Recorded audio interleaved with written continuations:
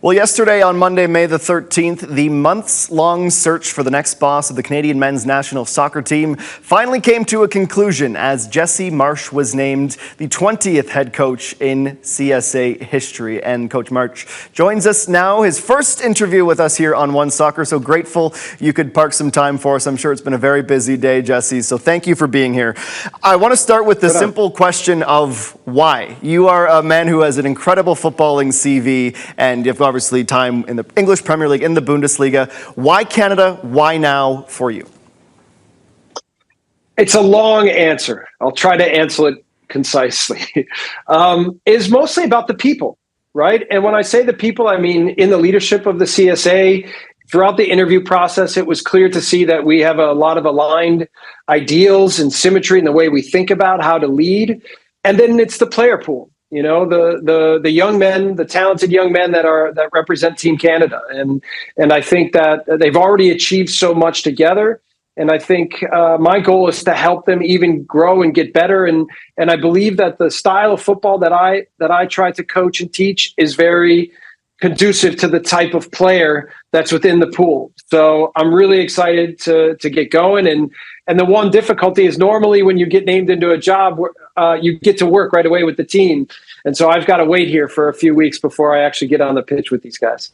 Well, certainly being European-based, I'm sure you've been following a lot of these players closely as this progression has come closer to a reality for you. If you wouldn't mind just pulling the curtain back on this process and what it's been like for you. You said yesterday in your press conference that Kevin Blue is a tenacious recruiter. He's one of the top recruiters you've ever worked with. What has this journey been like for you until it was announced yesterday?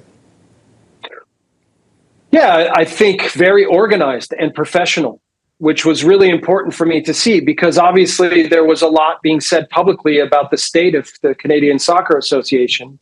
And with the first interaction and discussions that I had with Kevin Blue and Angus McNabb and Tosaint Ricketts and go down the list, it was clear to see that they were professional, that they had a vision, and that they were ready to execute. So Kevin's had a lot of work to do since he's been in office. But I can say that in terms of the process and the type of intellectual that Kevin Blue is, he's one of the best sports professionals and sports business people that I've seen and that I've been around. So when you're a manager and a coach, one of the things that I think is most important to you is that the infrastructure of the organization that you're going to work with is really strong so that you can focus on the things that you can do your best, which is, work with the team, work with the players and help them improve every day. So I believe that the combination of talents and intelligence of what we have will make a great team moving forward.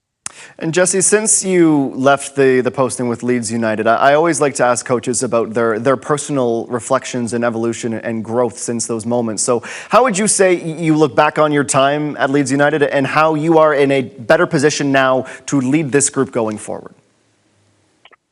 Yeah, it was difficult for me to leave that club because of the relationships that I had with the people on the inside, in the organization and the players. But I think with time, you get to reflect on things that you can do better and ways you can grow, and also the parts that you're very proud of. And listen, the one thing about when you're a team like Leeds United in the Premier League is you're tested at the highest level to be at your best every day because it's the only way you can have a chance. And so I think that experience, right, the way that challenged me intellectually, the way that it challenged me tactically, and as a leader, I think has made me so much better. And I've taken my time, quite honestly, to take on the next job. And it's mostly because I've just been looking for that connection, that inspiration, that symmetry that I just talked about. And I believe that we have our challenges here, but I believe that we have the right people in place to move forward in such a strong way. Well, there's no doubt that there are multiple differences between the club game and the international game, and you have experience in both. And you just mentioned there the pressures of working for a club like Leeds United. How is it different, and how much more challenging can it be to get right, Jesse, where the intensity is going to be so high every time you get this group of players together, the staff together, but you may not necessarily have the week in, week out margin for error because this is tournament football a lot of the time. How do you weigh those challenges to get the best out of the group? Yeah, for me, it's about precision. right? It's about precision in the way I communicate, the way that I lead, and the way that we instruct the way that we want to play football. And so the better that I can communicate exactly what the steps are, that we do the basics right, that we do the simple things well, and that we add complexity as we move along, I think my ability to disseminate that, to communicate that, will dictate how quickly we can evolve into the team I want us to become. But this is what you learn when you coach at high levels, right? You have to learn how to be incredibly precise with what you do every day. That'll be the challenge.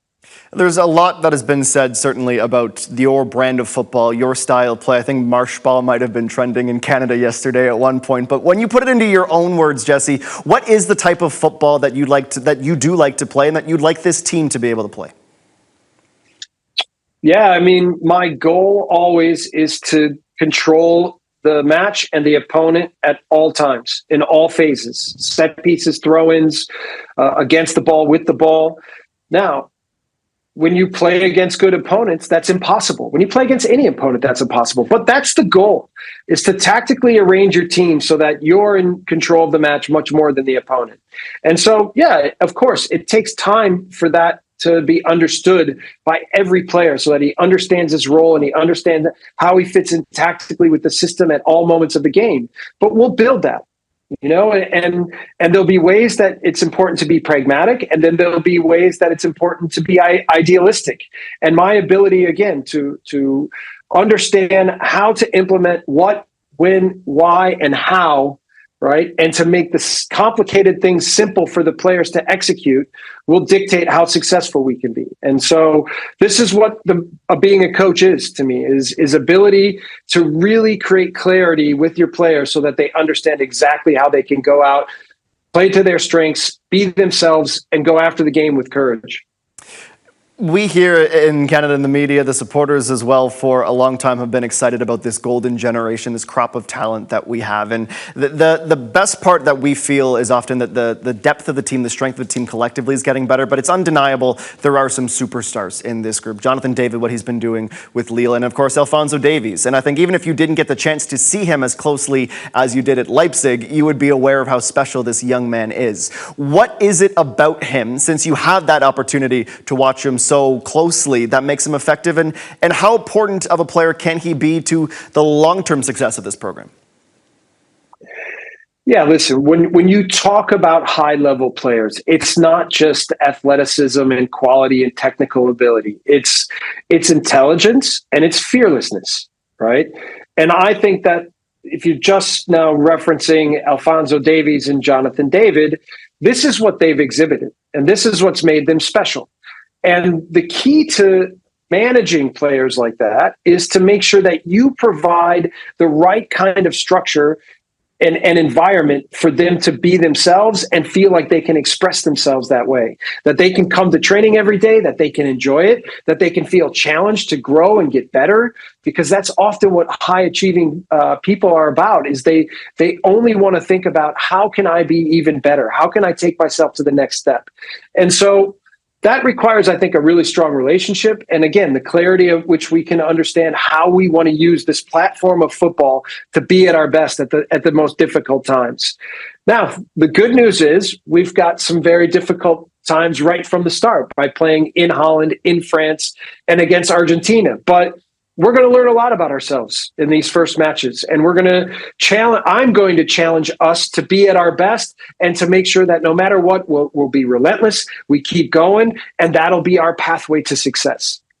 There's no doubt that this group, Jesse, over the years has gone through some difficulties off the pitch as well. That has in many ways brought them together. But this has always felt like a unified front, this group. What would you describe your philosophy as a locker room or a man manager to be as you come into this team that's gelled for a few years now? Well, just the reason that we usually do this for a living is because that's what we love. We love being part of teams, right?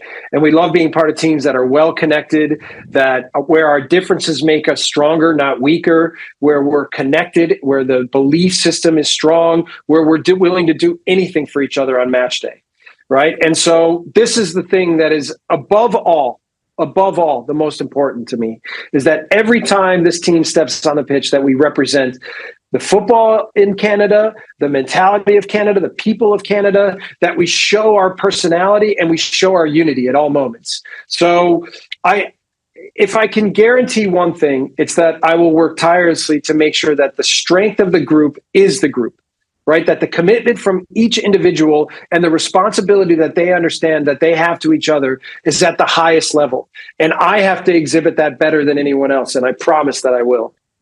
I'll leave you with a question here. Obviously, you are returning to Canada. You've had that wonderful experience with Montreal Impact. And the way I want to work this question in is you saw the impact that the 94 World Cup had for the U.S. And as we go towards 2026, this United World Cup with Mexico, the U.S. and Canada, what was it about your time in Montreal and what you learned and learning about the Canadian game that makes you so excited about what this World Cup can do for Canadian soccer? Because the images of Kamal Miller crying during the national anthem, for example, in Qatar, and what it meant to these players to be there was so significant. What do you think this can do for North American soccer and Canadian soccer, Jesse? Yeah, I mean, I'm beaming just by you mentioning that image, right? Because to me, that says everything. Listen, again, I talked about this already, about the differences making us stronger. Canada it's a big country, right? And it's separated by different kind of multicultural communities. But this has to be a strength, right? This has to mean that over time we continue to build on the foundation that's already been built. So you mentioned that. Like, it's not like I'm starting from scratch. This team already loves playing for their country. These players already love each other and love playing with each other.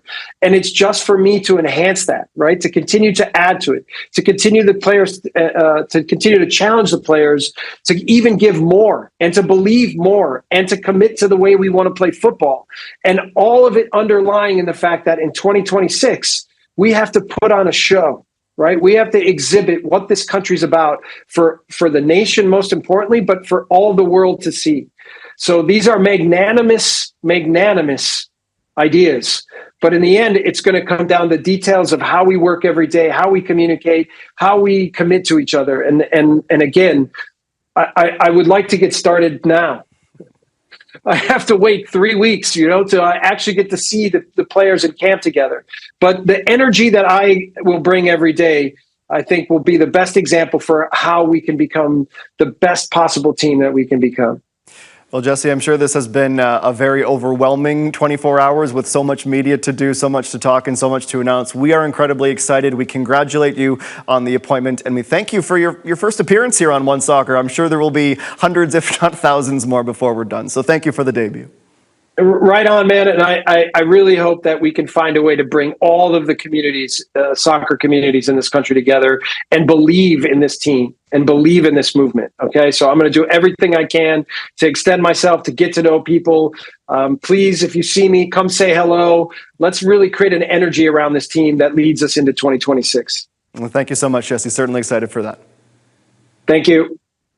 Jesse Marsch, the MLS Canada men's national team head coach, the 20th in program history. And we, of course, know that just as he alludes to, he's excited to get going just a few weeks away from getting the group together. We will have both of those friendlies here on One Soccer. We cannot wait for them, of course, to get the dates and teams right. The 6th against the Dutch and the 9th against the French, right here on One Soccer. Our thanks to Jesse Marsch, the new head coach of the Canadian men's national team.